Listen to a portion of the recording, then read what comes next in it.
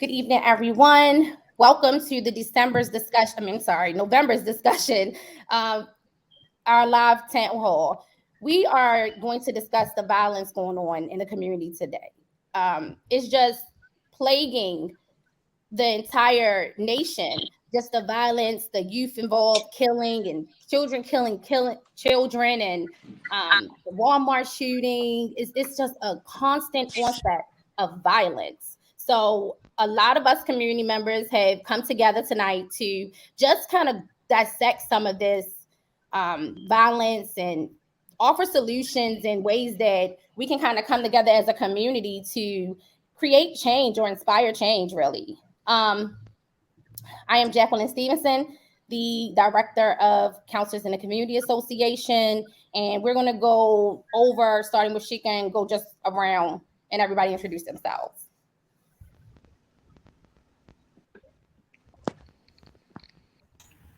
I'm sorry, you guys, I'm muted. Good afternoon, evening. I am Yashica Smith. I am also a member of CITCA and an author and a school counselor.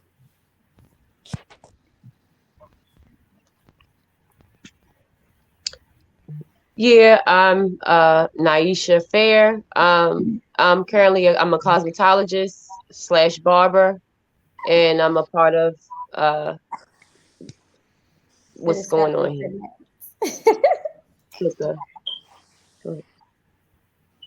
Why is it a delay? It's weird. All right, so jump in. Okay. Is it my turn?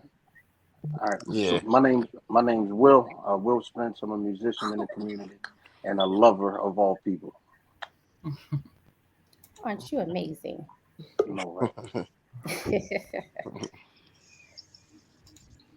Jamila Williams. I'm a protective service officer and a mother. Hello, everybody. My name is Keith Stevenson, and I am an entrepreneur and a lover of all people as well. I'm piggyback off you.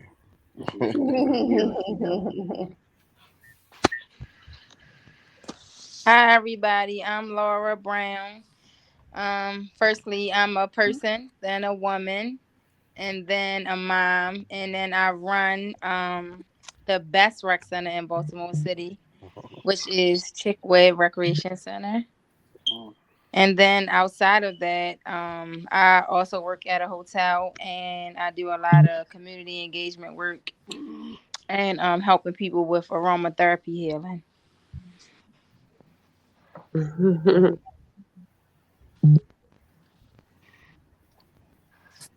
Hello, everybody. I'm Chantel. I'm a respiratory therapist. I work at Shock Trauma, and I'm a clinical instructor also at Baltimore City Community College. Awesome. So thank you all so much for being a part of this and just bringing your feedback tonight. So as we start, I'm going to play a video. And this video is from a fight among children that happened at a school in Georgia. So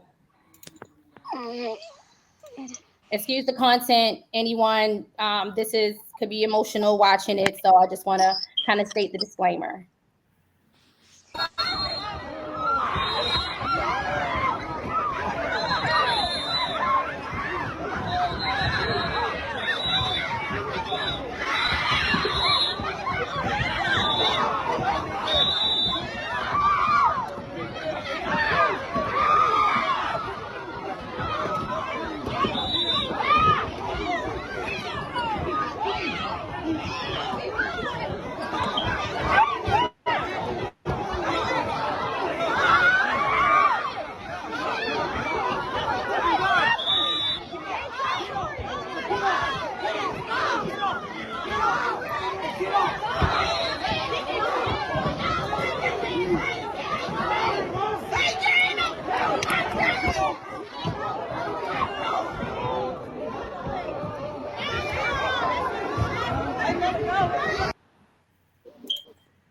Now, that video was a bunch of kids on one child.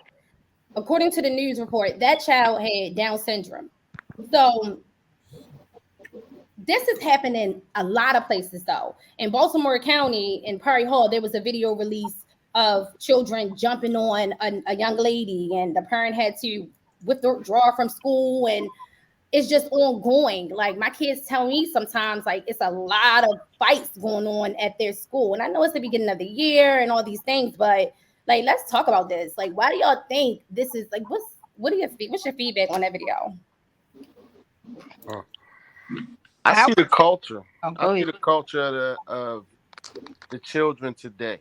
You know, it's bred around violence. You know, so they lash out because that's what they think is cool. That's what they think they should do. That's what they think their peers will look up to. You know, just the brutality of uh, I don't care. You get what I'm saying? Like it's such a I don't care about nothing, and you gotta be this person who just doesn't care about life, doesn't care about joy, doesn't care about anything. You know what I mean? And I think everything that they consume shows them that and teaches them that. And that's why they lash out because then they want to impress one another. You know, so they walk around with their chests out, but come on, that's not tough. 7, 8 people jumping on one person. You get what I'm saying? And they view that like a badge of honor, like yeah, I did that. Like it's crazy. I think I feel like oh, go ahead. Sorry. no, you can go ahead. You're fine. Go ahead. I just feel like it's a real touchy situation due to the I feel like children don't really have an understanding of other children with special needs, and I feel like they should put something in place where they should understand more. It's not like it's the picking with, it's the everything in the situation. And us as parents, I feel like we put our kids in certain situations to make them feel normal or regular, which they are in their own way, but it's sad that you gotta protect them. I don't even know. It's just like a child with special needs it's really harder for them because of the way everything is set up Yes, and a lot for of your times they just so-called regular kids. yeah, and a lot of times they just want a friend. They just want a friend, you know. Like, and it's sad because they're teased often and they're bullied, and you know they already deal with their own internal, you know, challenges and things because of their condition. So it's just unfortunate to see all of them jumping on him like that. Like it was just horrible. Mm-hmm. I was gonna say, I didn't watch the video. I just one thing about me, I've gotten to the point where I just refuse to watch videos like that. So I kind of clicked to so that I don't have to watch it. But what I see, you know, I am a parent and I work in the school system, and so what I see a lot of times is you can't fault kids for the foundation that they come from. You know, I tell teachers all the time, like, I can't change little Johnny's behavior because when Johnny leaves this building, he's going to go back to what he see every day in his household. And that's always the foundation. So if you're in a household where your violence is glorified on top of everything that's happening in this culture, because these kids want to be famous by any means. I'll shoot up a school so my name can be remembered. I'll jump somebody so everybody can remember me. It's about fame. And if they don't have that foundation to understand what violence looks like and how to be compassionate and tolerant of other people who do not look like them, and So then it's be not open just to me understanding it, they're not going to grasp it. Because really, honestly, a lot of our kids they're raising themselves and they're trying to figure it out. They don't have the capacity to really understand what they're doing. They're just doing what they see everybody else doing. Exactly. And until they see something in their everyday life that shows love, that shows compassion, that shows tolerance, you know, it changes everything. Like the foundation from which they see things every day changes their trajectory of how they go into other spaces. I completely agree with you. I remember growing up, having a school in the hood. It was always fights and things like that. But one thing that stands out to me is that, like you said, you can't change that person's environment at home, but you, as a school administrator, or I'm sorry, forgive me for downing your role. I'm not too sure what you do at the school, but people like you mattered. Yeah, I know that I'm only at this school for a few minutes and my household is full of drama or violence. But I remember what Miss Such and Such said to me. I remember, all right, yeah, everybody jumping this person, but I was told to think for myself, and I don't feel like that's right. And you really see a kid stand back because of you and what you said. No, we can't change their houses. No, we can't change their behavior in one school year. That's just not going to happen. But they can remember some of the things that we tell them, some of the things we implement, some of the things that we show them, you know. So let's make sure through even all that crap, somebody is watching a video of themselves jump this kid with Down syndrome. And they're feeling bad right now. In the moment, it was cool, hype. Everybody was hitting them. What's the problem? We all did it. But now you sit back and you watch yourself and see what you did to that person. And you feel bad, no matter what age you are. You feel that. Them kids, I know they sorry for what they did. And now the domino effect behind it, the embarrassment of all the parents. Everybody in this group today, y'all are here because y'all love y'all kids. And to have to watch a video like that of your own children, you didn't even know they was capable of that. Yeah. It makes you sit back and reflect like, damn, I hope I'm not missing something. I hope is there anything else that I can do? So I sit in groups like this because I have a 14-year-old son in high school. I have a daughter in middle school. I'm piggybacking off of y'all. And what y'all do, I'm learning from it. It takes a village. I learn from everybody. That video was disgusting. It was. And that's the thing with our kids these days. They don't realize what they do, what the consequence is until the after effect. Like, you know, as we were growing up, our parents were a little more stricter on us about things. And so we kind of got it. Like, I didn't have to go through a lot of things because I saw somebody else doing something. I'm like, oh, yeah, no, my mama, she gonna bust my whole face off. So, but kids now, they don't think about, they don't have no fear for death.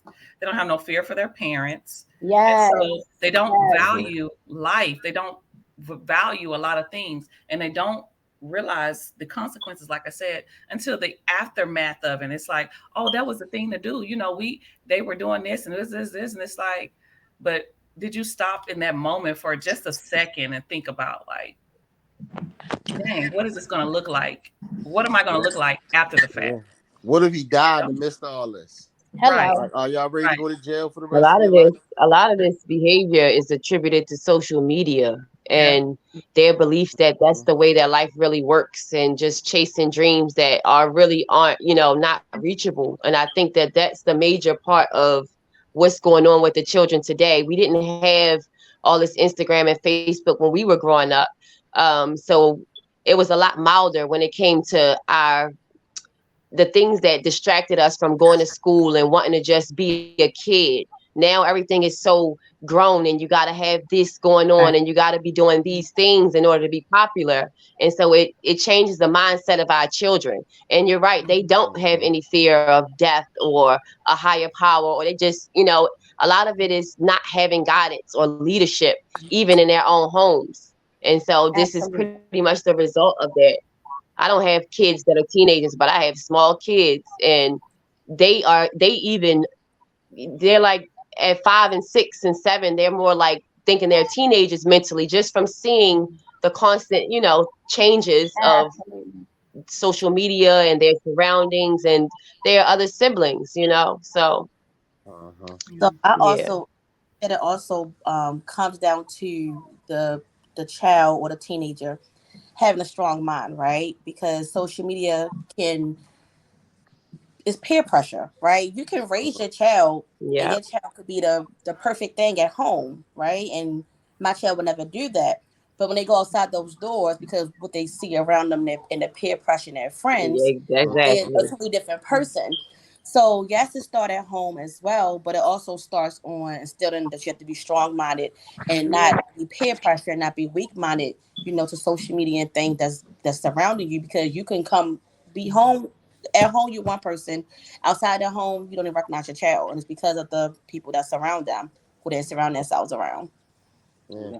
I So say so some of listen. the craziest people be past the kids, and you know what I Yeah. mean. Yeah, People, yeah.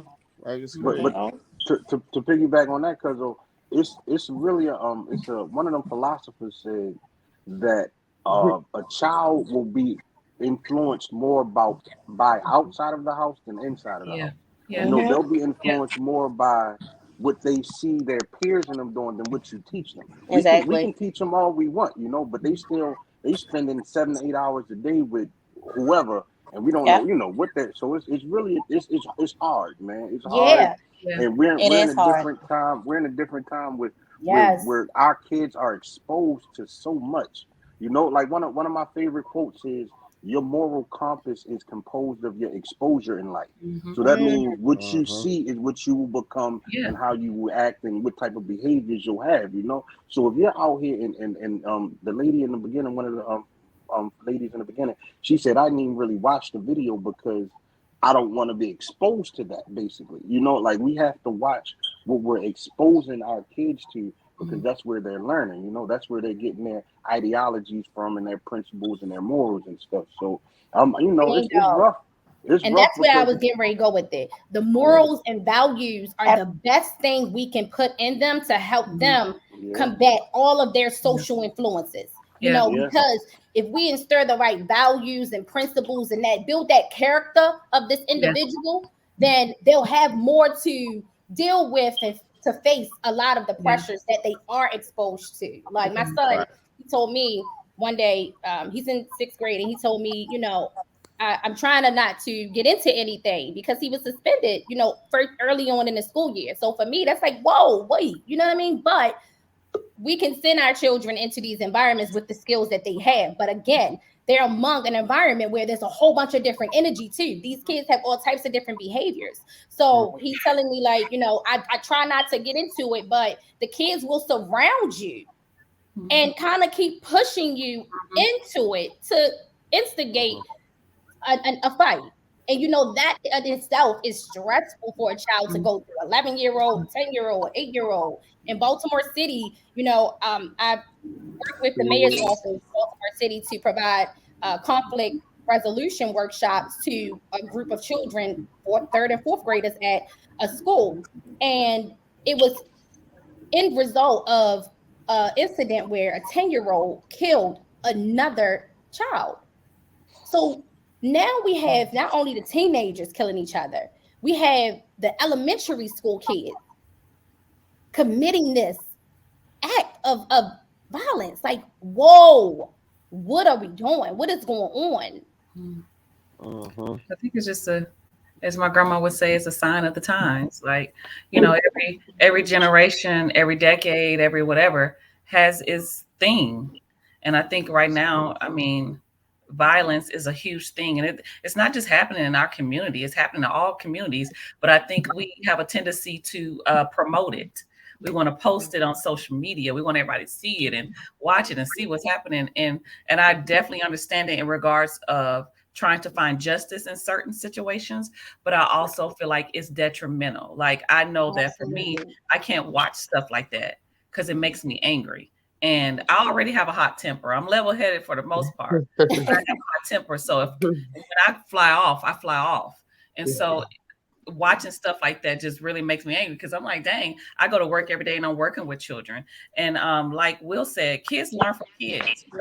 I I usually I will use other kids in my building to teach kids about something that I'm trying to teach them because they're going to listen to them before they listen to me. And Absolutely. like you said, Jackie, it's a moral, it's moral and values because you can give a kid you can give kids everything and they may not be who you raised them to be. They're not supposed to be who you raised them to be because they're their own individual person. So you have to learn how to separate the behavior from the person that you raised, but you also have to understand that they're dealing with their own things, internally, and they're trying to Absolutely. find their way and trying to figure out things. And it's always important just to be mindful of how you pour into kids because Absolutely. it comes out, it comes out in their behavior. Long term, it comes out. And so I And think, just go ahead. going into that social media thing that you guys touched on and just the influences, right? This goes into kind of our second portion of the discussion, which is the social media, the trauma, and just poverty. Kanye West, he did an interview with Uncensored, where he kind of addressed the controversy of him making a statement toward the Jewish community. And something he said in that interview struck me in regards to just community and support. So I'm about to play this. And you know what? I just want to give every Jewish person a big hug. Also, I'm envious of the Jewish people. I'm envious of how they don't abort their children. I'm envious of how they don't shoot each other in the streets and then rap about it. I'm envious of how their families stay together. I'm envious that they turn their phones off on Friday night and the family comes together. I'm envious of how they do the business together. And I want that for the darker Jews, I want that for the Black people. I want that. We need that. God said, I can't. I can't. I can't. Now, aside from, all the anything else, the biggest message in that to me was we need that. We do need that. Yeah. We need more support for us in Yes. our community. We need I more agree. togetherness, coming together, not having a chip on our shoulders all the time Exactly. as if there's an issue all the time. So I wanted to what's your guys' thoughts and feedback as it relates to just that message? Well, just that message alone, I feel like, honestly, a lot of these issues with kids and social media and things like that, we are not teaching our kids how to deal with their emotions at home. Exactly. So when they get out here, that's where you get shot. That's where you get the point they got to be proved. I'm finna get in this gang, or watch me beat the kid with Down syndrome. Everybody else join in just because I'm mad today, or I got something to prove. This is how I release myself. A lot of kids don't know how to find that outlet in a positive way, how to channel that anger, channel that sorrow, that depression, because some kids going through depression and don't even know it. Meanwhile, their mother is battling with it every day and the mom don't talk to them about it, period. So it's things like that. Like you said, our generation, we got our tails whooped when we did something. If we didn't get our tails whooped, we passed by 2 houses of people that had the authority to whoop our tails if they heard what happened. You know what I mean? But now we got whooped so much that we don't even treat our kids the same way. Yeah. Some of you on here may say, yeah, I whoop mine, mine, no. Yeah, but talk to your friend, because your friend choose the nonviolent route to discipline their child. Don't want to whoop them. Don't want to, and they choose the talk about it route, but then you're going through mental things yourself. Do you even know how to talk to a child about emotions, and you haven't even learned how to channel your own? Yeah. So this is, you take those little eggs and you throw them out there in the world, and you expect them to take the lessons you taught them and do something with it. But one thing you didn't teach them is how to channel that inner them, something you still battle with. I'm glad you said that, because you can't teach skills that you don't have. You can't teach it. I don't care if they're your kids, whoever. You can't teach a skill you don't have. And when kids don't know how to communicate or balance their emotions, they react differently because they don't know how to, And for that, I don't know, that whole clip. Like, I love Kanye musically. Outside of that, I don't really care. But like the whole idea of being jealous of other communities, I do find myself, because I'm like, we should be coming together. But I also know systematically it's been set up the way it's been set up for years. And a lot of our behaviors that we consistently, I don't know, we're loyal to, that we teach our kids every generation, has been detrimental to us. And how to break that as a community, I don't know. But we really have to figure out what is our own individual thing, and our individual things as a community, and we have to work on them, because we're losing our kids.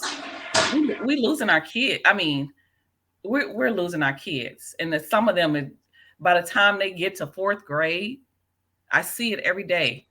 They're gone, because the way the system is set up, the prisoner pipeline starts in 3rd grade. So once they hit 3rd grade, most of them are gone, and that's just what it is.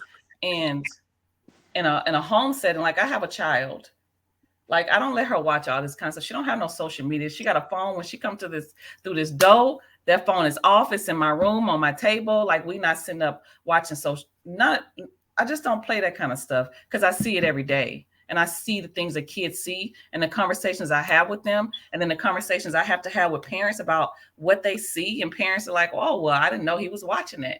You mean to tell me your kid they with me for 8 hours a day, but you mean to tell when they come home, you don't have nothing for them? Like, nothing. You don't check in and see what Johnny is doing in his room. Johnny is building a whole bomb. You done missed the whole thing. You know what I'm saying? Like, we have to be more attentive. I know that we want to be gentle parents, and I am gentle in ways. I'm not always, you know what I'm saying? My daughter, for the most part, I don't have to whoop her like that. You know what I'm saying? Just, it has to be some drastic. But if my mama always taught us, if you don't get a grip on your kid, the world is going to get a grip on your kid, and the world don't care nothing about your kid. And that's what we're seeing. Like, our kids are just falling by the wayside because they doing what they see. It's like monkey see, monkey do. And some of them have a moral compass, and some of them have that peer pressure. But there are some kids who are solid, who still see things that their friends doing, and they want to be accepted. And we have to teach our kids how that can be detrimental. Is great, but it can also be detrimental. Oh, yeah. Yeah, that's, and like, one of the biggest things, like Kanye said, it starts with us, and it starts with the foundation My point of exactly. unity, of, a lot of times kids do kind of like fall in waistline of what they see their parents do, right? For instance, like, a lot of my friends that's Caucasians, a lot of them have trades before they even old enough to really start to get into trades. Why? Because they was always with a parent who taught them how to fix a car, how to fix houses, how to go hunting, how to fish, how to do this, how to do that. You get what I'm saying? And a lot of times that's steering them away from sitting there looking at rap music all day, sitting there looking at this violent thing all day. You get what I'm saying? Like, they preoccupied. And Kevin Hart also said that. I was watching the interview he did, and he was talking about how, he didn't, in Philly, he couldn't fall victim to the streets because his mother kept him busy. You get what I'm saying? Like, his schedule was full all day from school, and she learned that from his older brother, who she didn't instill those things into. You get what I'm saying? So when he came around, it was like, all right, you're not going to do what he did, because we already seen where that road lead, But, I can say the times are changing. It may seem like it's not, but a lot of times these kids take cues from the older kids, which take cues from the older kids, would take cues from the oldest. You know what I mean? Like, the ones that was under us looked up to us and the things we were doing. The ones that was before us, we looked up to them and what they were doing. You get what I'm saying? So what I'm noticing now, it is a new wave of enlightenment going on. You get what I'm saying? Like, you are getting more and more people that are tapping back into that spirituality, tapping back into that lost knowledge, tapping back into that unity that we once were forming with, back in the day when they was doing all the respect and self-destruction. We headed for self-destruction, like all that. Like, that was a wave that was going on back then, right? And the powers that be seen that, and seeing the culture of melanated people and where they were going. Saying, so they systematically, like you said earlier, they systematically stopped that because they didn't want that to go in that direction. You get what I'm saying? Because,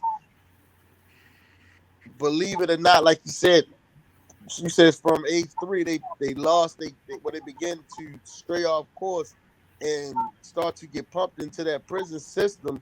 And a lot of that is because there's no knowledge around them. You get what I'm saying? There's no people around them who have the knowledge to say, all right, I see this, I know what they're doing, and it got to be a group of us. You know what I mean? Like, it just can't be one or two here, there. That shit got, I'm sorry, that has to be a culture thing, where culturally we got to say, all right, enough is enough. Culturally, we got to say, we going to pump this positive, we going to pump this. We're not headed for self-destruction no more. We're headed for unity, and we're headed for peace. You know what I mean? Because it's sad that most of the time black men, and I say it all the time, we'll come around each other, in these while we waiting to get loads or waiting to get paperwork and stuff like that, and nobody speaks to each other. You Mm-hmm. understand? A room full of black kings and nobody is Mm-hmm. speaking. You know what I mean? Walk right in the room and nobody Yeah. say hello. Nobody say, what's good, brother? How you? How you doing? You Mm-hmm. know, but it is happening. You get what I mean? So I just think more of that just got to be pumped into the community. Like I said, this the age of inquiries, the age of information, and we're starting to turn that tide a little bit. Mm-hmm. So tell me something. In those situations, when you see, like when you walk up and you see these men not speaking to each other, are you the unicorn out the group? Good Mm-hmm. morning, everyone. I, How are you this morning? yeah, Do yeah. you do that? Do you You know, insert yourself? do I do it all the time? I would lie and say, but I try to make a habit of speaking. You know, just because it's manners. You know, Mm-hmm. I was raised with manners. When you walk in the room, you speak. Yes, You know, exactly. so Not you only know, that, one thing I noticed about me, I'm in human resources. So my good morning that I give everyone, whether my morning is good or not, I've had mhm, someone walk up to me and say, "Thank you. I just really needed that this morning." And all I did was say good morning and gave a great smile behind it. That was right. it. Took less than a split second. But it's a habit of mine and it's instilled in me, even in a quiet room. I don't care if everyone's looking at me. Good morning. Hope everyone's doing great this morning. Have a great day. That's it. Hmm. Be that unicorn and Hmm. insert yourself. It starts with small groups like us, and we are placed in very random situations like that. And let's Hmm. start being an example. Like we want these kids to be examples for their peers. Let's be an example for them too. Whether you Right. say good morning, no one speaks back, don't let that deter you from the following morning where you will speak again. Right. Right. Right. And that's what we need. That's what we need Yeah. more of, so that that can start trickling down into these kids. Yeah. You know. Mm-hmm. I agree. I think you're muted, Jackie. I hate that. I'll be over here like, yep, yeah, ain't none of it coming through. Um, so the traumas, right? Because a lot of people will contribute our behaviors and the things that we see to the traumas we experience through ancestral, slavery and all of that trauma and generational poverty and all of these things. I feel like, yeah, that is a factor. You know what I mean? Just like our DNA and our blood and our veins and all these things is a factor that exists, among us. However, we ultimately have the choice. Mm-hmm. We have the choice to go, yes, I'm going to react to this situation, or no, I'm not. Why do we have to react to everything? Like, why is it we always are on such a defense? Like, I Mm-hmm. remember going in just different communities doing my advocacy, and it's like I would have to kind of break the ice for the individual because they automatically got this guard up. You know what I mean? So Hmm. I would have to come through with my energy like, everything good? You good? You know what I'm saying? Just to be like, what's up? Because it's a friendly experience. Like it's no issues, no problems. But yet sometimes we have that chip. Mm-hmm. Yeah. I mean, that goes back to, like you said, our traumas. I think, me naturally, like, I'm very laid back and chill, but I'm not one to walk in the room. I'll speak, but I ain't going out my way to come across the room to talk, to have a whole conversation. I chill by myself, but I've always been that way. Um, but I have my traumas. Like when I meet people, I got to feel you out. You're not coming to my house. It's going to be a minute for you to come to my house. Is us going out, like we can go out in a group setting. I think those are not just traumas, but I think that's also personality and it's also character. Like this is my personality. I got to feel people out. But my character says like, I can trust you, but I still need to see what your character looks like. So I think that it's trauma to a degree, but I also feel like it's a battle between personality and character. Mhm. And yeah, I don't know. I don't know.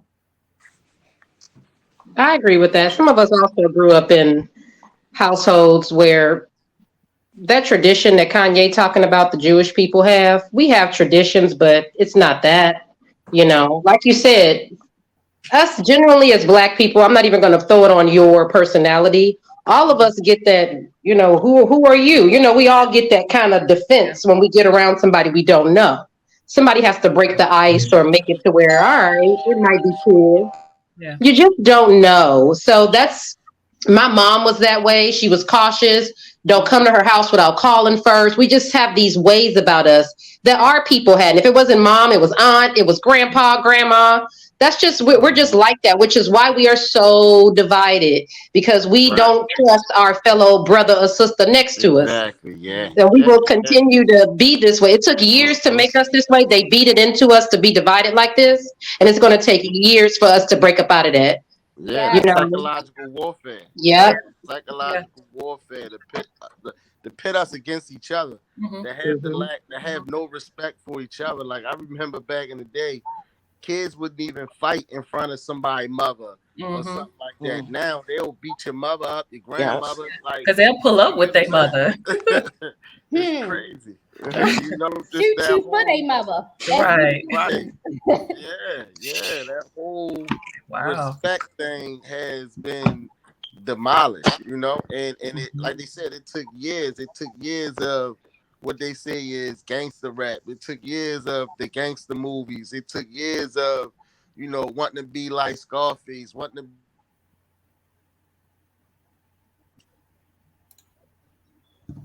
I would say you done muted, I think. Oh, I know, Keith. You've Mm-hmm. been kind of quiet. We can't hear you. You muted. You muted. You So you're preaching, but still you muted. mute. You might have to. Let me see something. Laura, Chantel, Shamila, Will, what's your thoughts? Yeah, I'm here. You can okay. So yeah, first of all, I agree with Kanye, a million percent. I too envy the Jewish community because they have learned the They're power better. of themselves. Mm-hmm. You know, like they've learned the power of unity, and the fist hit harder than the finger. That type of thing. Like the all the principles we used to have back in the day. Because if you do the research Mm-hmm. and really look into where we came from, community was everything with us. Yep. You know, like right, community was like the Mm-hmm. black community was the community. Like they were our right, family, right? You know, so to get that The back, I think would blueprint. be yeah, I think that would be one of the biggest benefits for us as a Yeah. people. Like if we can go ahead and build that sense of community again, to where you are my brother. And you know what? It's hard for me to now even argue or try to kill you because you're literally my brother. You Mm-hmm. know, if you, I might not know your mother, but your mother might know my mother. You know, like if once we Yeah. look at it like that, and we really bring it into our aspect, because right now we're all out here, every man for themselves, Yeah. which is why everybody's drowning. Like you know, everybody's trying to get it on their own. No, we need a community, and I need you just as much as you need me, and we need that back. And that's one of my opinions. You know. I think right. my question It's is, kind. how do we get to that? Mm-hmm. Because Yeah. I think. I think when things happen, we have so many opinions, but we never have a solution that we follow through Yeah. as a community. So what does that look like So for one us? of the first things I can say, you know, all change starts at home. Mm-hmm. So if you don't know your neighbors, get to know them. You see what I'm saying? Like if you don't know the people that you interact with or walk past every day, stop walking past people, man. Get to know these people and build that relationship, and then I'll sweep around your own front door. Let's Yeah. clean ourselves up. You know, like Uh-huh. And I think another thing is if everyone stopped being in competition with the next person, you can get what they got if you work hard for it. That it also, go to everyone want to be on top, but no one want to work for anything. So, Right. compete with one another, come together. You can be successful as well instead of trying to, you know, um, kill someone to get what they got or doing something, cruddy behind their back to get what they got. Go work hard for it. Stop compete with one another and come together, unity. So And then you have these positive messages that can be a catch-22, like the wave of entrepreneurship and all these things, because that also what creates a more divide where Mm-hmm. everybody wants to be their own and yep, individual with themselves and yep. don't come together. And it's like it the positive always gets spun in a negative Yeah. to where as though it pushes us further and further apart. I think I think it's a natural human reaction to try to categorize every single thing because it makes it easier to be able to deal with certain things. So it's like, What you oh, mean by that, Sheikah? you have your entrepreneurs over here. You have your people who just want a job, shit, to pay bills. I'm sorry. You have people who want to do this and that. It's like we naturally characterize everything so that we can maneuver through it comfortably. But that's not the human experience. The human experience is not supposed to be comfortable. It's supposed to be you getting the experiences you need, because our lives are supposed to be testimonies. So I'm sorry, let me bring it back, because I'm about to go back to God. And that's not what that's about today. Look, we need that higher power too, because like someone mentioned, like religion or belief in that higher entity is not really, it's not there these days, you know? Yes. Right. I mean, that helps build the morals. Yeah, I think people have their own hurt when it comes to that church and what that looks like. But for me, that's how I operate. Like I'm led by my spirit. I do things because my spirit says do, and not because I'm just really, just out here doing stuff. Now, I can't say that years ago, about 20 years ago, I can't say that. But, I think that I done lost my point, but I think that I think it's important that I don't even know what I said. What I was about It's to say. all good. I'm pretty sure we'll come back Following your spirit. Following your spirit. I think that's a big piece of it, because even I tell my kids all the time, like, you're an individual, but your conscience is telling you something in the moment. Whatever is happening, your conscience is telling you something. Everybody has that. Kids have that, and you have to listen. You listen to it, right? Yeah, you have to listen to it. Yeah. So this clip right here is it's a couple different situations that are occurring, and that have happened within just the last 60 days, really less than that. Right. The college students who were, murdered by another student, supposedly because he was, being bullied or tormented or whatever the case. You have the Walmart shooting with that employee who left a note in his phone on how he was also bullied by staff members, and just the lack of support. And then this situation with the young girl Shanquella, where she went on a trip with her friends and died. So just the mother in the speaking of that. A broken neck and her spinal in the back say that she had a broken neck and her spinal in the back was cracked. She had been beaten. Salamandra says the entire group came back from Mexico, leaving her daughter's body there. Nearly 2 weeks and $6,000 later, her body is back home. But answers have been hard to come by. I know that's not going to bring my child back, but I want something done about it. And we have this occurrence constantly with parents just having to suffer from the loss of their child. Wow. For me, this touch home, not to get off topic, but with my child and other children, he has this thing now that no snitch, and I try to install that into him, that it wouldn't be, because in situations like that, no one is saying anything. Yeah. They're just sitting back and watching, and it's really happening a lot. And I don't really know what to do to encourage the child that is not, they just got this thing in their head. Oh no, I'm not going to tell. I'm going to mind my business. And that is a wave. Like, that's been kind of embedded into our community for years. No snitching, stop snitching. It's like, I don't know, like, where's the line with this? Is this like a street thing? Is this like supposed to be like a everybody thing? Like, what? Like, we all went through it. All of us did. I don't even know you guys on here. I only know 2 people out of this, maybe 3, out of this entire group. We've all been through that no snitching, no telling. And if we haven't gone through it, we've seen what happened to somebody that did tell, and we just followed suit. I won't be saying a thing. Some of us have been in a position to help a neighbor, as far as I seen who broke in their house, but that ain't my business. Yeah. I'm not going to say, they can come back looking for me next. You know how it is. So I can't even sit on the phone and act baffled with everybody else while I'm so surprised they not telling. They meant what they said on that plane ride home. They wasn't going to say nothing, and they meant that. Yeah. And they probably threatening anybody in that group that is going to say something. But that's the fear that's the fear that's been embedded in us. And I hate to keep going back to it, but a lot of our issues have been embedded in us. That was something that was created decades, generations ago, to you're not snitching on somebody. It wasn't even about a black on black thing. It was more so like you're not snitching on somebody so that whoever killed this black person over here in this community is not being held accountable for it. It's like we're constantly we don't need people to lynch us because we're doing it every day. Yes, indeed. And we're not even, and a lot of it is not even public. Like I teach my kids, like I have kids that be like, oh, Miss Smith, I can't tell you who did it. Then I have kids that be like, I need you to come over here because I need to tell you something. And it's like, why do you think that it's okay to see somebody doing wrong and not say anything? Like that's character. That's character. And that's integrity. And it's see when people get this whole stop snitching thing, right? We had a long conversation about it when I was locked up, right? Which would be the best place to have you. You're locked up with a whole bunch of men that's in prison, right? And you talking about this stop snitching thing, right? So true.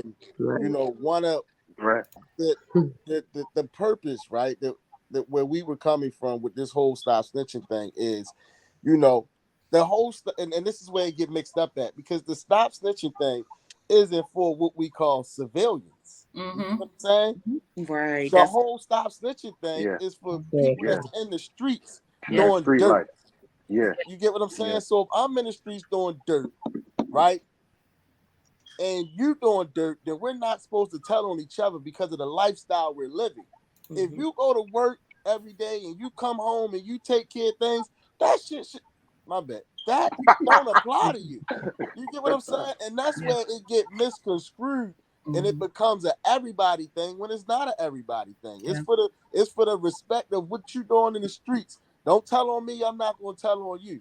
You get what I'm saying? But that don't apply to your mother. That don't apply to your grandmother. That don't apply to the 12-year-old that's going to school every day. You get what I'm saying? Like, and that's where it get confused at in our community, because it pumps like it belongs to everybody. Yeah. No, that don't belong to everybody.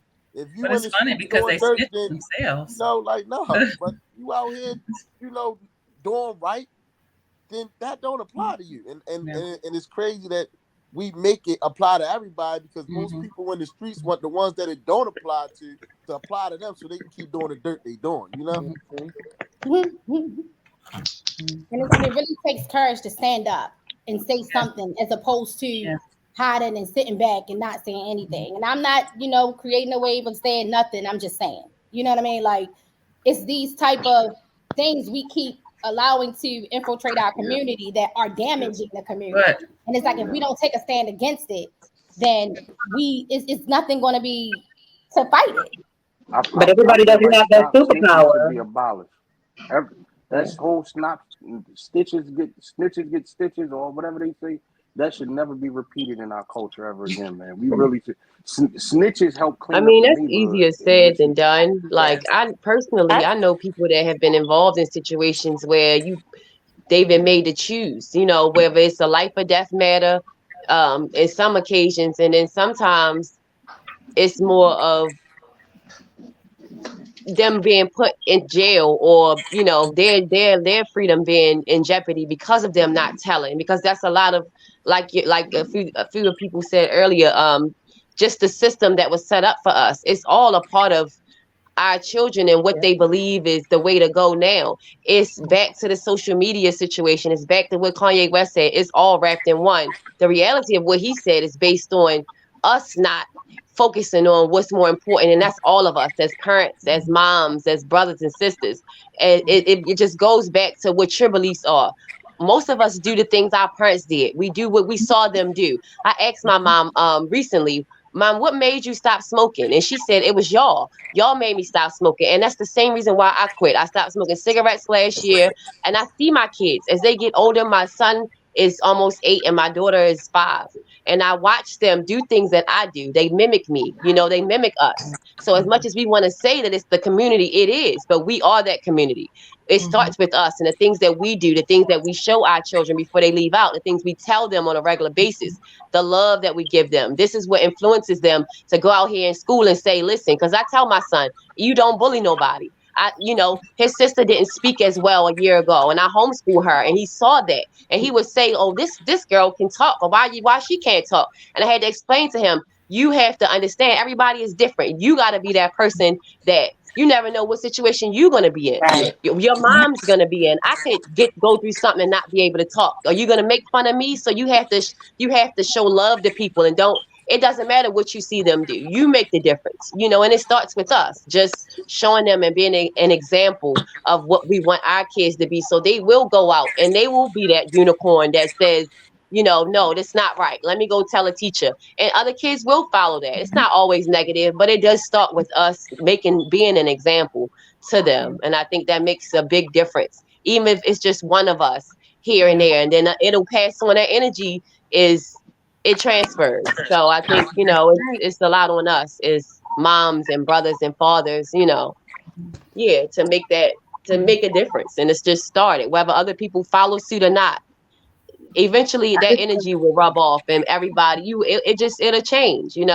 Priorities got to be changed. Parents like to watch social media. We do like to watch little this and that, and our kids, they see that, so they are going to do what we do. It's about us making changes in our own lives to show them that this is not that important. What's important is your life and longevity, building something of yourself and having a future, whether it be working for a company where you're making good money or having your own.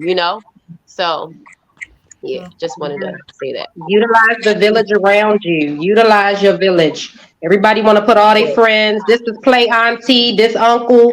What play auntie and uncle got going on? What's behind them? What can they instill in your children? How can they help? Yeah. We only know so much. I only know what my mother taught me and what I learned in the street. I don't know what all you guys know. And if I invite y'all in my circle, I'm expecting all that positivity y'all have to trickle over to my children. I don't have to be in front of you guys to make sure you're talking to them the right way. I'm trusting you along with my child, and I'm trusting what you're saying to my child will get them somewhere in life positive. I shouldn't have to monitor that. I trust my circle I have, and I hope you guys have one too. You can't be a mom by yourself. I've already tried, and it's pretty butt kicking. Yes, it is. Absolutely. And something I was Even when thinking you got about as help. I was listening to you guys speak, I was thinking about the children and kind of how do we change some of this behavior going on in school where it's all about the fights and just the way they talk to each other is just so disrespectful. It's like they don't act like each other are humans, and it's like sometimes we'll hear parents say things like, teacher friends of mine have said that parents will say to them when they tell them about their child's behavior or something, the kids will say something like, well, they don't nobody really like that teacher anyway. This is what the parent, I'm sorry, said to another adult. Like, well, the kids don't really like that teacher anyway. That's not helping them. Don't have anything to do with nothing. Yeah, we cannot always bypass our kids' behaviors as if it's okay for them to act any kind of way. At the end of the day, we gotta allow them to understand you don't disrespect these people. That Right. disrespect teachers. Like, these teachers are amazing. They are here to support these kids. Like, I can't tell you the amount of resources and support my children have received from their teachers. Things that I didn't know was going on at this school my children can benefit from. Like, building a relationship with the teacher is amazing. It's a great responsibility as a parent. So from that standpoint, that's when I go back to it starts at home, right? Because if you can make a comment like, "Don't none of these kids like the teacher anyway," what do you think your child won't feel that she's going to feed off of your energy? So, in that standpoint, it's the parent's fault, because why are you talking this way in regard to someone that's with your child, teaching your child? Your child's going to react with the same energy that you're giving. So at that point, that's when it starts at home. Because look what you're teaching your child. It's funny because I can meet a kid today and I can be like, dang, and then I meet the parent. It could be days, weeks later, and I'm like, that's exactly where they got it from. Like, you pick it up. And it's kids crazy. Raising kids. A lot of And you have parents who you could reach out to them. Oh, Johnny's not coming to school.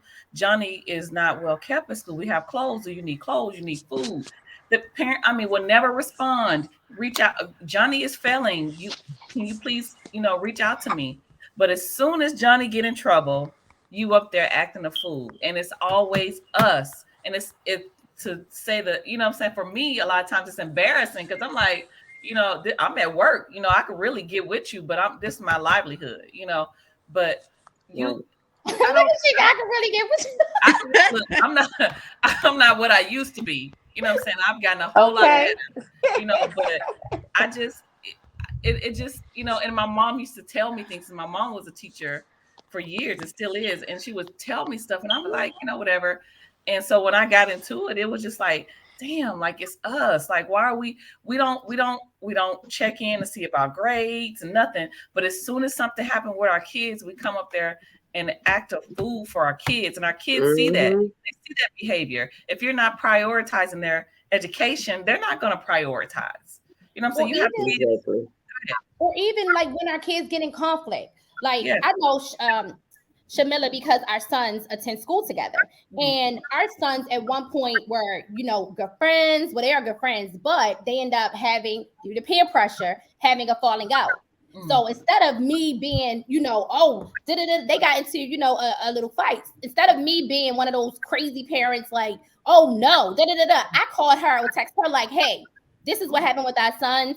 I think that we should bring them together and we should have a discussion with them about friendship. Exactly. You know what I'm saying? Like, we gotta come together. And when we go and address another parent, why don't we be the adults in the mix so that we set the example for the kids instead of going chip on our shoulder like, oh, your kid did this. No, our kids did this. So how do we? And we're not only approaching them as moms, we got to bring our cameras with them too.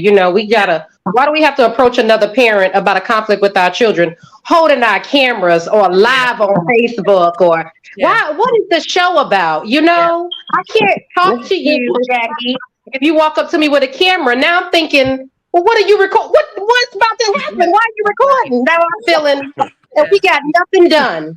Now we not friends. On top of our kids not friends. Yeah. And we've just shown them to act the fool. Yeah. And then record it while we're doing it, Which we see. Like, it's so crazy to me how, like you said, children are at this point conditioned to seeing violence to where though now they just want recording. You'll see a person getting beat down in the street, and instead of calling 911 or some type of support resource, you are recording this. Yeah. Those recordings do help in the long run. Sorry to kind of say this, like I said, that gift and a curse.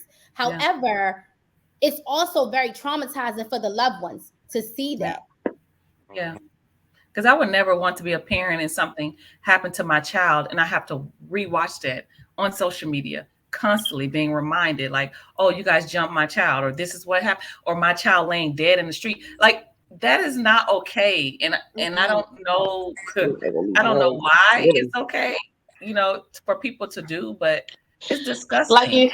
It's definitely a gift or a curse. Yes. We're actually going through that right now. My stepson was murdered at school last year, October. And we actually go to court for Stevenson on Thursday. The video went around on social media. We had to see it on social media. The most heartbreaking thing ever. Yes. And then it's like the video helped for court, so it's kind of like, it's just crazy how social media it's just like the root of all evil sometimes. Like, it just can be the worst thing at times, especially with these teenagers. Like, it's emotional. you're in my stepson was stabbed in school, and instead of someone calling for help, cameras pulled out and it's recorded with him being, murdered on camera. So it's kind of like you said, why the first thing you do is pull your phone out? Why no one go back into the school and get help or call the police for help? First thing they do is pull the phones out. So because our kids have been desensitized to death and murder by social media, by these movies, by thinking that it's just GTA. It's not real life. Like, mentally, like, and that's the whole reality of it. We have a serious mental illness epidemic in our community, and I think we don't address that enough, because that is the height of everything. The parents, the children, just the mentality of us, the things we think are normal that aren't, things that are just way beyond the normal scope, like death. And video games plays a big part of that also, not just social media, but their time spent doing things that are not normal, like a person commented on earlier, going outside, smelling the air, going to the park and actually playing at the park, and not just, Yeah, they having your don't do phone that the no whole more. time, and Like going just put the outside is a phone down, punishment. go outside. They Right. don't know how to do that. So that's a lot of the problem that is going on. Just He being able to said like going disconnect outside is a from all problem. of that. Like going outside is a punishment. Yes. Right. Like Right. Actually, going they do outside is treat a it like a punishment. punishment. If you ever take the time to push your kids outside and make them actually be outside, they act like it is a punishment. I've Yes. seen it. I've seen Yes. it. My children, I raised them to, of course, play outside. I was 90s. I definitely played outside nonstop. So I Yes. raised my Yeah. children to be the exact same way. But definitely, like I said, it circled back around, just like you just said. It comes down to dealing with those emotions at home. You got a parent that never dealt with their own, and you expect me to teach my kids how to deal with theirs, and I've been running for mine. Oh, at one point as a child, when I tried to open up, what do I'm not going to say all, but a good chunk of our black women tell us to do when something happened to us, ladies? Be quiet. That's our business. The Shut up. family business. You always gotta be quiet about Hmm. something. You couldn't talk, couldn't say nothing. And now you're grown, and guess what you teach your kids? That's our business. Shh, don't say nothing. Now they don't know how to deal with their anger, and they done punched somebody through a locker, shot up a school because they mad or it lingered too long. Mm. It starts at home. Yeah. It does. It Yeah. really does. Yeah. It's a skill. So It's a skill to know how to manage your emotions and to be able to use your words. Right. So how do we inspire that change? A lot of things have been mentioned tonight in regards to just stepping up more. I think one great way to kind of step in and intervene is um, connecting with the school teachers. As a parent, I feel like because it's best for us to kind of address the youth and young adult as like how do we inspire that change because some truth be told beyond anything else they are the ones we see highly involved in the killings and in the violence right now, period. That Yep. alone is enough right there. So we need to kind of, be that big brother, big sister, auntie, cousin, mother, parent, guardian to our siblings, our brothers and sisters, our cousins, because we know who doing things. We all know, and we all are accountable. Yeah. Everyone know. If you know your cousin is out there shooting and killing, yo, what do your cousin need? Yeah. What do you think you could offer? Maybe find a resource. Maybe he need a job. Maybe he need a training, a trade. How can you step in and Right. provide support so that this person don't want to engage in this kind of Live action? that life. Yeah. Right. But I feel like as parents connecting with the teachers, that's a start right there. Because little do you know, they are more willing to email you in the classroom about your child's conduct. And that allows us to be able, because most of them got phones. So that allows us to be able to shoot a text like, hey, I got an email just now. You need to get it together. You know what I'm saying? Like, so we can step up a little more and really be that support and allow our children to have that kind of, no, they can't get away with it. You can't come home and tell me anything because I've already talked to the teacher, Yeah. I think a way to inspire is just to model the change. Kids, if they don't see it, they don't know it. And they're so fascinated with social media, they believe everything they see on social media. So if they see you at home modeling that behavior or being able to sit down with them and have communication with them about what they're seeing at school and let them be honest. Let them be honest about it without jumping down their throats. Let them get it out and say, okay, well then figure out a solution or a goal, whatever it may be. But being able to model what you want your kids to be in this world is a huge piece. I like that what you said, Sheikah, in regards to just having that conversation with them when they come home. Because a lot of parents do talk to their child, but children are so quick to kind of brush it off like, oh, the day was fine. It was cool. Yeah. How was school? Oh, it was cool. And we kind of leave it at that because most parents are kind of busy or you never know, right? Yeah. But we got to go a little further. We got to get them to talk a little more. What happened today? What interesting? You know what I mean? Like, tell me something that you got today. Yeah. That's Pull a it skill. It That's a skill. Because when you're a single parent, and I can only speak for single parents, I'm not married. So when you're a single parent, you done worked all day. I know they say keep up with the teacher. By the time it's teacher time, you're exhausted.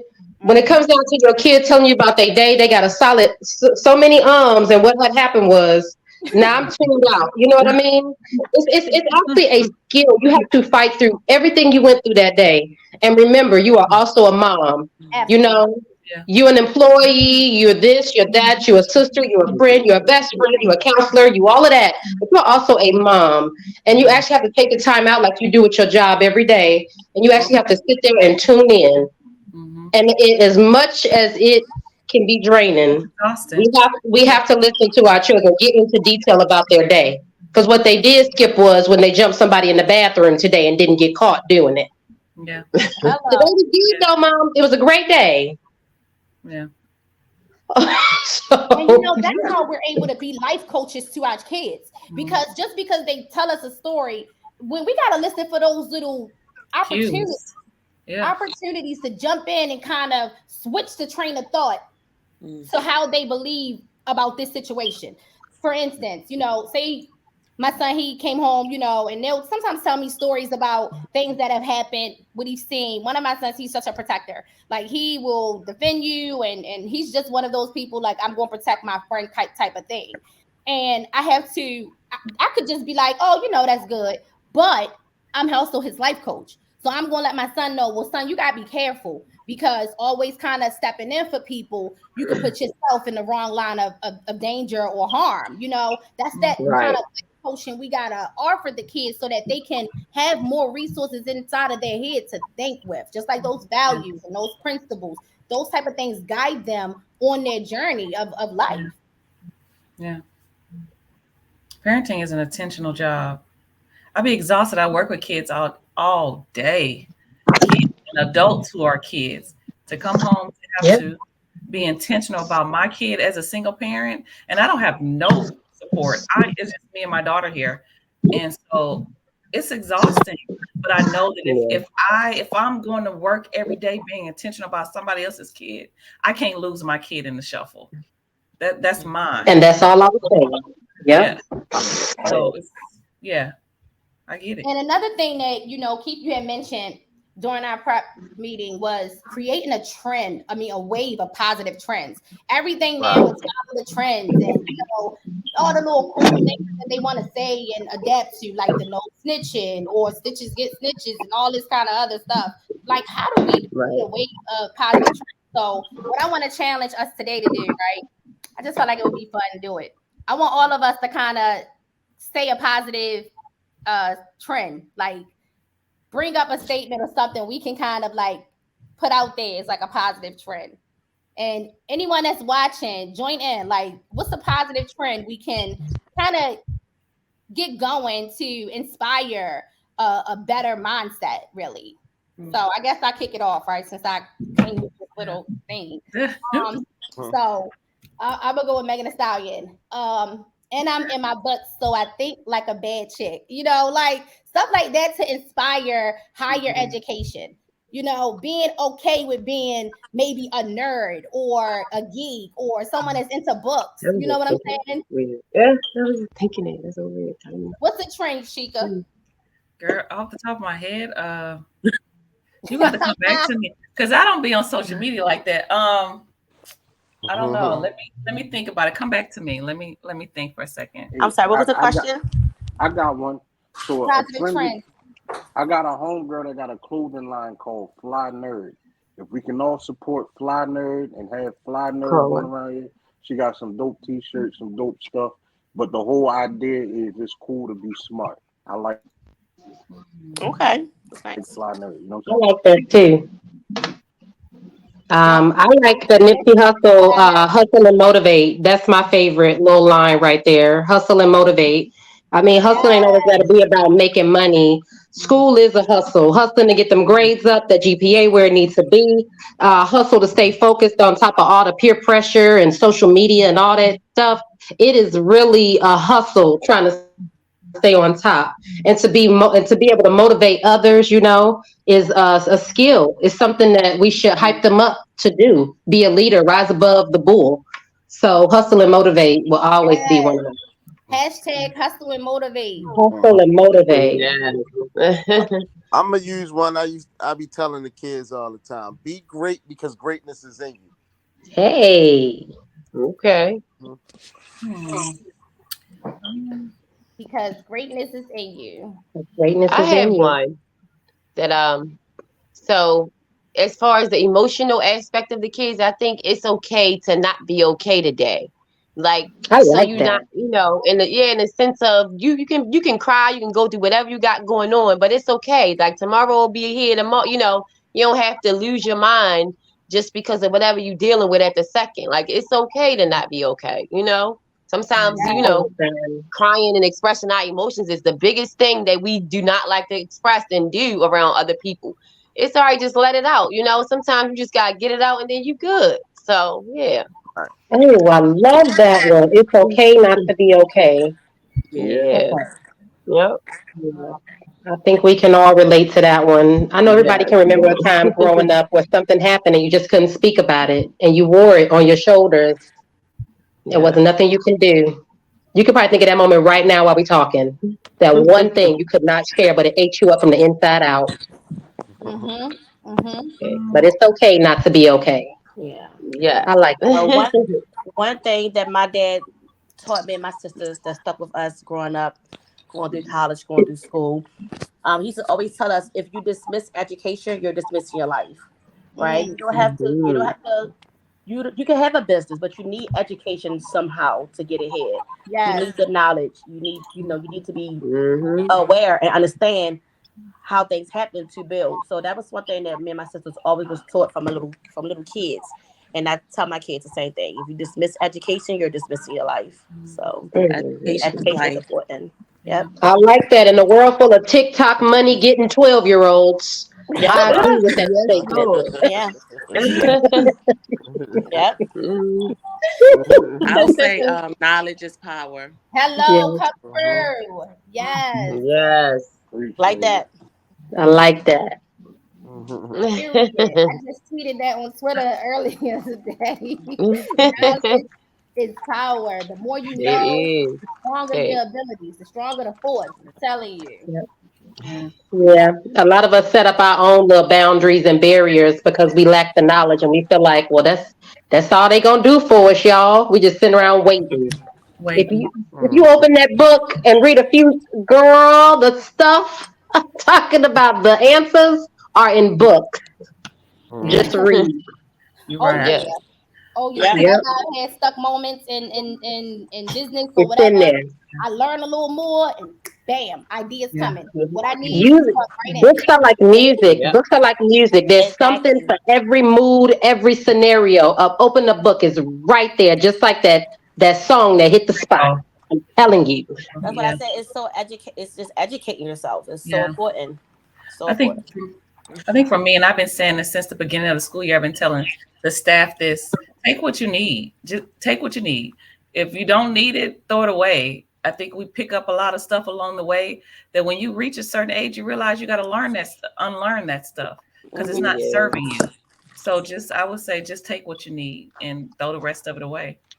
Mhm. Yes. Hmm. Throw the rest away. That was. Yeah. I enjoyed tonight. Well, I appreciate every single person for joining. And before we let go, I want to share some resources because, again, a lot of times people are doing some of the things they're doing in these streets because they just have that much time on their hands. They need to be Mhm. a lot more active and engaged in other Occupied things with that can something be a else. lot more productive and prosperous for them to be able to just achieve whatever they trying to do in their life. The balance, we got to do something better. That's not saving Right. us. That's not building up our community. It's not doing anything but constantly destroying our race and our culture and just allowing the kids to be destroyed, you know? So Right. one resource is the Department of Human Services. This resource is in every single state throughout the entire country. You can get food, housing, shelter resources, childcare, health care. If you just Google your department, State Department of Human Services, you will be able to access it. And a lot of this stuff is just free, publicly accessible. They have job trainings and all kinds of things, which leads me to the next resource, Department of Right. Labor and Labor for Employment. This is the job resource. They have job fairs.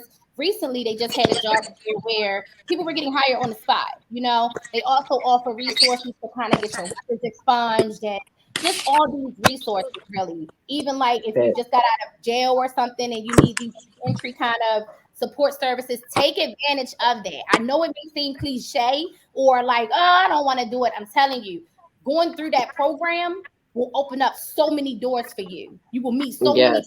people, have so many connections, being able to just access so much elevation for your circumstances. Counselors in the Community Association, we also have plenty of resources. We offer support to getting connected with a therapist or counselor.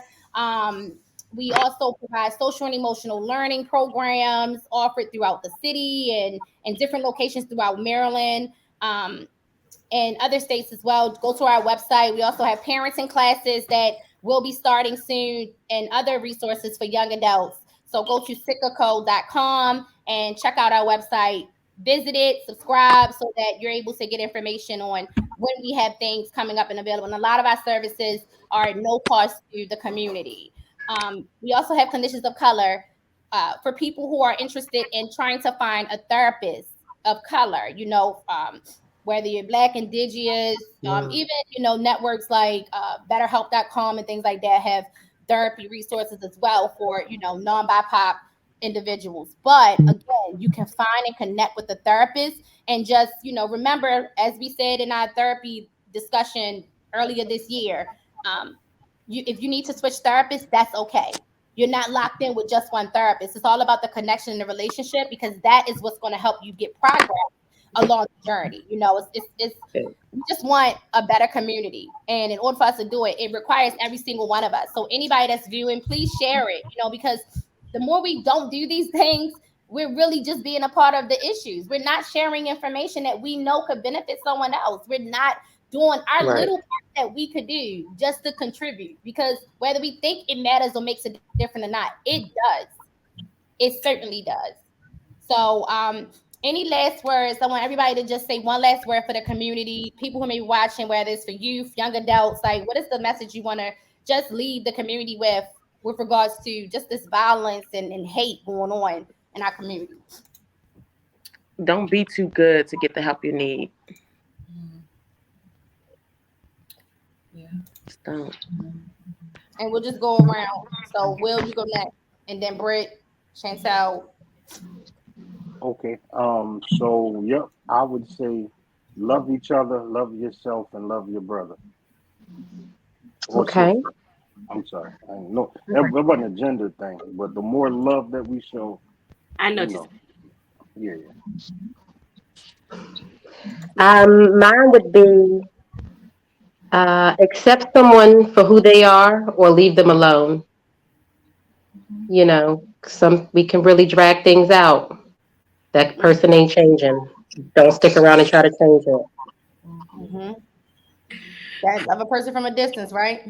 Mm-hmm. That's right. Mine would be, hold on to your kids, show your kids love, make them comfortable to talk to you. Give them that. They're not being grown. They speak their mind. Let them be able to speak themselves to you because it starts at home. So just keep instilling morals in them and just keep a hold on to your kids. Hmm. I'm gonna steal what Brittany said earlier. Be that unicorn in the room. Be that Yeah. person that jumps out there to um bring some positivity to because like you said, sometimes people need that, and I've actually been through that one time with just a little quick note with a lady that was having a bad day, and I was like and she was somebody on the phone I had to get some information from, and I could tell like her current situation she was in, I wasn't gonna get what I needed, right? So I said, what's wrong? What's going on with you today? What you need, a hug today? I'll give you a hug if you need one. And it just turned her whole energy around. You know what I'm saying? So, like you said, be that voice of positivity, be that unicorn that somebody may need. Mm-hmm. Laura, Naisha. So the last what I asked was, what's one last thing you want to leave the community with in regards to whether it's the youth, young adults, whatever, in regards to the violence? Yeah. So I would just say, don't be afraid to reach out, and talk to somebody, whoever it may be. If you need to talk, then a lot of us are, like I said, afraid to reach out. So just be more open-minded and talking to somebody and expressing your feelings, whoever that closest person may be, a teacher, a counselor, the guy around the corner. Just open up to somebody and get, whatever you need to get off your chest so you can move forward and be a better person and do what you need to do. That's all I would really say. Thank you. Awesome. Laura, and you last. What's one thing you want to leave the community with? I know that her signal was having issues. I'll say Okay. something. I'll say something before. Yeah, Um, mine. I would just leave people with learn know the difference between a behavior and a circumstance inside that's happening in a circumstance and a lifestyle, and learn to give people grace, because we all deserve it. We all need second chances, and yeah. Absolutely. We're quick to kind of cast each other out. And like you said, just give each other a little more grace and understanding. Everything isn't personal. Sometimes people just dealing with their own things and just, need a little grace. Um, Exactly. so I'm gonna give Laura an opportunity. Hope can you hear now, Laura? You Hey, good? yeah, I'm sorry. Yeah, my Awesome. It's internet all good. connection was acting a little up and down. Hi, everyone. Um, I Hello. guess firstly with that first video, I guess looking at it from the work that I do at a rec center, so like naturally I would want to break up a situation where I see people jumping on an individual, especially being an adult in the space. However, I will say it's a liability when you do such things. I don't know the detailed work of people that work in the school system, but I do know working in a rec center that we are not supposed to intervene when physical fights break out. Mm-hmm. And we are not even supposed to physically prevent them. Now naturally I would, but that's just my thing because I just wouldn't be down for that. Even if I had to shield that young man. Um, but my thing was like, where were the adults? Like, I really didn't can't say I actively saw a lot of adult presence in that video. And Mm-hmm. then another thing is I do understand the purposeness of inclusion because that is very important. You don't want anybody to feel isolated in the physical essence of us or in their minds, when they're in there a long time. The thing is, when that is the case, and you do have people who are maybe different physically or mentally, or sometimes both, that you have maybe some one-on-one energy in another adult, that person kind of like has somebody that they can directly reflect their fears onto, like, or somebody that's there kind of Right. like to protect them because they may Right. be significantly different from other people.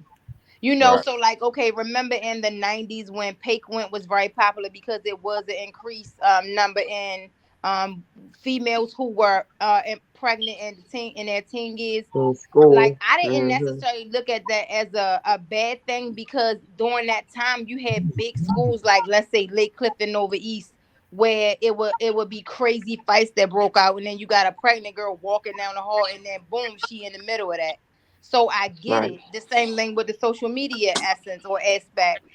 It's all about what you do and how you use those platforms. And I do get that it is a sensitive nature, for example. And I do agree with all of you that things are taught at home. For example, my son, who is 9 now, is just really learning the value of not hitting females back, right? And the best way for me to show him that was to show him that clip of that movie with Denzel Washington in it, when he had pushed his baby mother like out the way because she was kind of like in his way to get to their son. And then when he pushed her, she hit her head on that counter, and then he was in jail over something just that simple that happened just that fast. So you're right. They do learn a lot of things, good and bad, from us, or the things that they see from TV or YouTube or TikTok, or that they discuss, amongst their peers. You'd be surprised at the age ranges of the kids out here talking about like having sex, or what that is and how that works. Like they be 5 and 6 and Yep. cussing worse than we do. And so I guess just working in both sides of Baltimore City, west side and east side, I've noticed like a familiar difference in the way the kids receive you. So like working over Western rec centers, you might be like, hey, Kenneth, can you stop, hitting such and such? And they be like, oh, F off, right? And then you might have went over east and you say that same thing and they don't give you no response. But then you call a mother and the mother come up there and wow them, right? But then the kid over west, they might just tell you to screw yourself off the rip. So it's just like going from both sides of town, seeing the different energies and elements of how people respond to their kids, and how I can't say that the lady that tell her kids like, oh, if somebody hits you, you better just straight smack them back.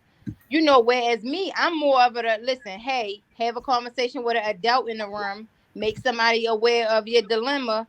That way, if it gets to the point where you have to get physical, an adult is aware, because it's about accountability for everyone, children and adults. So I just Hello. feel like if you Mhm. if you manifest things or greatness for yourself, I just feel like that's what's going. Like I like to feel like when I go in a room and I'm having an awesome day, and I know it's like 8 people in there that just want to break my spirit, I'ma just bust past that because I want to address everything and everybody with love. And then move in that way, even when I have moments of adversity, I still figure out how to conquer that and not be arrested, even if it comes to the point where somebody is doing something that could ultimately trigger me. So working on my emotional, energy, like Right, right, y'all was speaking on, and and also letting the kids know that hey, sometimes you are going to have hard conversations with people that it could be of an uncomfortable space or mhm, nature. Two girlfriends and their kids have it out, or somebody you don't even know at school, but your child and bust that child in the head with a 2% milk, like anything. It's just that you just have to get to the core of things, and then people have to realize that friend word is thrown around too loose, like that fan right, word. right, yeah, That they knew that girl, that young lady knew them people, as right, in she knew their names, not and she knew their spirit. She probably didn't think or assume that they would do anything like that to her. But my question is, how did not one of them have her back? Not one. Right. mhm, And then Right. where were the red flags with this situation? And then like are all of you evil hearted that none of you have the decency to stay back with that girl? All of you love her. Mm-hmm. So I just feel like, a lot of people just use words in a loose way, or like I just feel like this. I don't want my private spirit to interfere with the fact that I was born a life path number 8, and that I'm supposed to heal and help in a karmic way, right? And so the best thing I can do for other people is like let my light shine and let them know that it's okay for them to let theirs shine too, and that they need to visually see the moments of adversity that I'm in and watch how I maneuver and handle things. And if I don't have the answer, I can send them to one of you and say, hey, it's this young lady I know, she can talk to you about how to channel your emotional energy. Or if you don't know that you are not doing that, you cannot be the best teacher for your child. So in saying that, she knows somebody that can give you counseling and your kids counseling, just things mhm, like that. Being Mm-hmm. resourceful, bringing those Yep. energies to the table to say, hey, it seemed like you might be having this issue. I was having an issue of a similar nature, being transparent. You know what I mean? Yep. I feel like that has mhm. helped bridge the gap with me and people that I have had encounters with over the course of my professional and personal life. Yep. And that's how we break them stigmas. This has been amazing. I appreciate every single person and your feedback. I hope the community and the years to come that this is shared about and watched later, that we continue to spread this positive message and these waves and trends of positivity and care for life. So again, thank everyone for joining on the broadcast. We host these lives every single month last Tuesday of the month. However, we're going to have a special edition next month where we're going to talk about, we're going to go into depression and kind of share resources, information, knowledge, and just set the community up for a better winter, you know, as opposed to what's going to come. So again, have a great evening and thank you all for joining. All right. Yeah. Yeah.